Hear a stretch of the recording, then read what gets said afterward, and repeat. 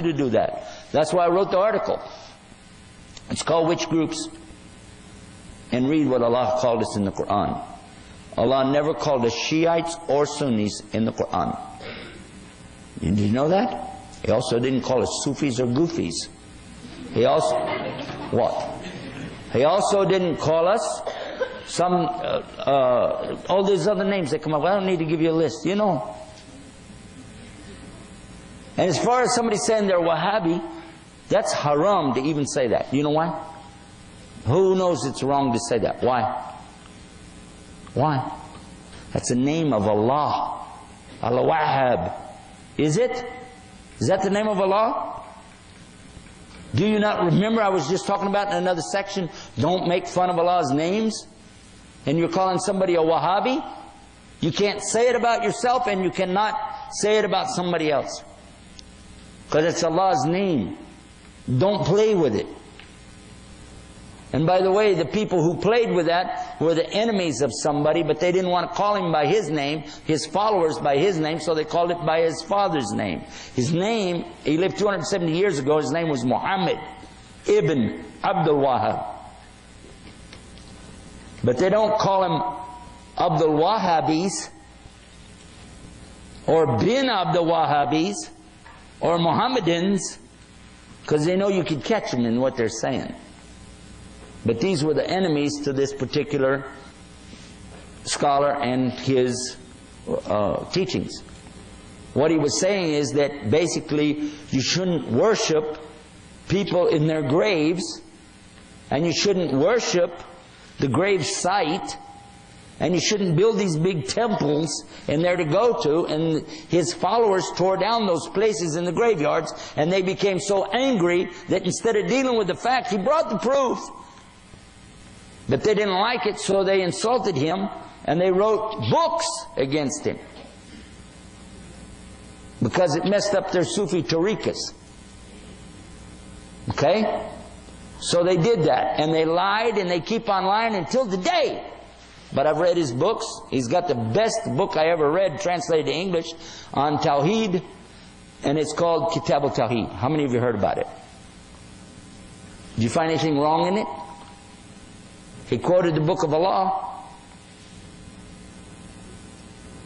And they can't argue with that, so they just said a label, Wahhabi. And some people call themselves Wahhabi and they think it's good. I'm saying either way it doesn't work. Whether you say it because you think it's good or think it's bad, either way, it's the name of Allah. It doesn't have any business in this subject. Salafi. I know that some brothers are going to say, hold on, man. Salafi Salih. Come on, baby. What you talking about now? You going to tell me about the hadith of Rasul Sallallahu when he was dying? And he mentioned about the Salafi Salih on his deathbed. The people who will be the followers of the righteous predecessors. Anybody know what I'm talking about? 1, 2, 3, 4, 5. Sheikh, you know? The point is, it means people who were before you were dead. I don't think you really want to call yourself that. Are you saying you're dead? Are you saying you're Salih? You wish, but you don't have the right to say it. Proof?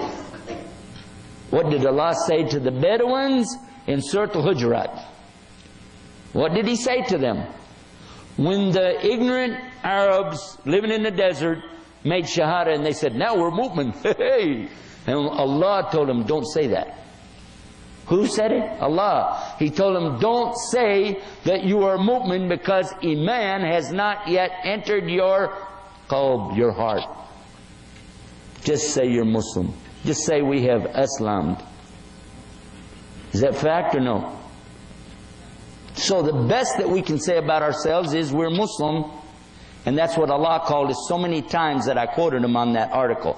It's called Which Groups? And if you want to go straight to it, you can do so. IslamTomorrow.com/Which Groups? HTM. Read the whole article. But also be aware that these labels are exactly what have divided us.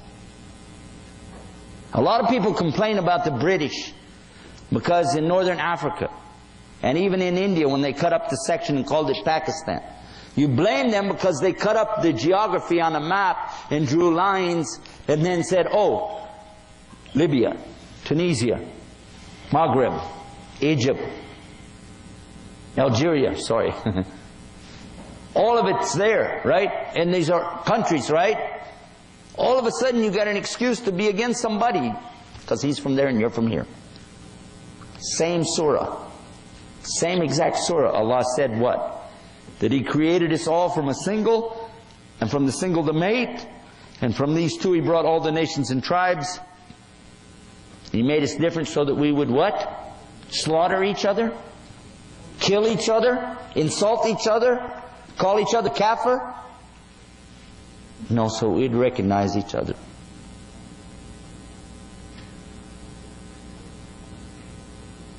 You're killing yourselves and you're killing your children from this stupid idea. And you've done worse than the British ever did, or anybody ever did to us. We did a lot worse to ourselves by these stupid names. The Prophet ﷺ was very clear about this. He said, I leave you with two things. If you stick to that, stick to those two things. What did he mean? The Quran and what? His Sunnah. But you don't call yourself Sunnis. Because if you do, you're going to find another idiot group who are going to call themselves Quranis. We just follow the Quran. How many of you know there is a group like that today? They're called, yeah, they have a website, submission.org. Have you ever seen that round thing that has a string on it and the kids play with it and goes up and down? What do you call it? Yeah, that's what I said. When you say these names, you're dividing us. But if you say Islam and Muslim, then we unite right away. Who do you think called us Sunnis first? The Shiites. We didn't call ourselves that. But by giving us the label, then they have an excuse. You're Sunni, I'm Shiite. But if we both said we're Muslims and you're Muslims, you have an opinion about this, the fitna which took place. Maybe somebody else has another opinion, but you're still Muslims. But as soon as you do this thing, you can start calling each other kafir. And that's exactly what happens. That's from shaitan. Shaitan, both sides have to agree that shaitan, the devil, is behind the splitting of the Muslims. Yes or no? If you said, I'm going to side with Muawiyah on the issue, you'll be wrong, by the way. But that's from shaitan. And the siding with Ali against the Muslims, they were right in the end. But did you know there were some Sahabi who didn't take a side either way? We were talking about it in the car today. Remember that? Who was it you said? He didn't, huh? Sa'ad bin Abi Waqqas. He said, I'm not there on this one. Right? Because Muslims are fighting Muslims. That's why it was called by the next generation, they called it the fitna. The horrible time when Muslims fought against Muslims and some got killed. Who did it? We did it to ourselves. This is amazing. How can you look and blame, oh, let's blame the Jewish, let's blame the Christians, let's blame... Why? Nobody need to blame them. Just look what you do to yourself. The fact that they get all happy when you do it, but that's not meaning they did it. We did it to ourselves. Nobody can destroy the Muslims. Nobody except the Muslims. You want me to prove it to you? Afghanistan. A year ago, or a little over a year now. Who went in the ground, on the ground, footwork, and killed Muslims? Other Muslims, yes or no? Yes. Okay, thank you. The non-Muslims didn't have the guts to go in there. Or the Muslims. Oh, they don't mind flying over, pushing buttons. That's no big. Here we go. Here we go. Oh, I got one. And give me a big award or something, put a button on me. Oh, look at this. He's very brave. Pushing them buttons. But on the ground patrol, who will go in? And stop and think about it. That's where it's really at. The Muslims fighting the Muslims, we're killing ourselves. You want to do it with label, you want to do it with geography, you want to do it with politics, it all comes down to the same thing. We have lost everything because of this. Allah has taken the success away from us because of this. The logical question, if Islam is as great as it is, it looks fantastic in the books. When you read about Islam, when you study Islam with a sheikh, you get so excited, your heart is pounding, you're saying, this is it, this is a solution to every problem in the universe. The power of Allah subhanahu wa ta'ala is solve everything. You can see it. And then you got to go, but what happened? Why are you guys like this? Why are you in such a shape? And when I ask them, they hang their heads. I said, I can't hear you. What are you saying? What happened, guys? And one of them looked at me and said, well, it's because the women stopped wearing hijab.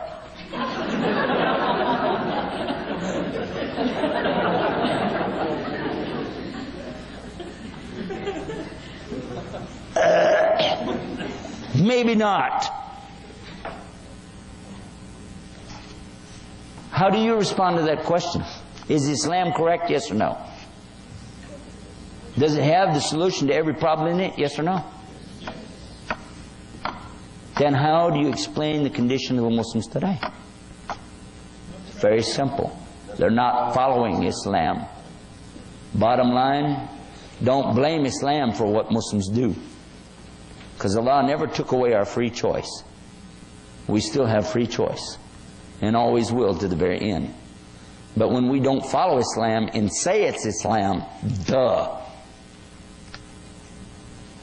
Did the Prophet ﷺ forbid women to ride a camel? Donkey? I'm not calling you a donkey. I'm saying, did he forbid them to ride a donkey? Did he? Horse? Cow? Is there any transportation that he forbid them to ride on? Because I'm trying to find an answer to a problem. Can a woman drive a car? Can a woman drive a car? Well, according to the people who attack Islam, Islam says women can't drive cars. And they'll quote it to you right out of the Saudi newspaper. Yes or no? But it's not Islam. And even when they asked the scholars told them, no, it's not Islam. They said, well, we have our reasons, blah, blah, blah, blah, blah. But regardless of what their reason is, and they may be right or not, that's not our point. Our point is, don't say it's Islam. It's not Islam. Islam does not oppress women. Never did, never will. Muslims do. But Muslims oppress each other. They oppress themselves. Yes or no?